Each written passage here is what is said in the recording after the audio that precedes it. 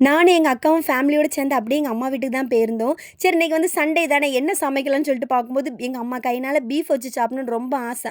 ஆனா அம்மாக்கு முடியாதனால, சரி இன்னைக்கு நம்மளே பண்ணிரலாம்னு சொல்லிட்டு, அம்மாட்ட கேட்டு சரி ஒண்ணு ஒண்ணா பண்ணலாம்னு சொல்லிட்டு நானும் எங்க அக்கா, அண்ணி 3 பேரும் களம் இறங்கியாச்சு.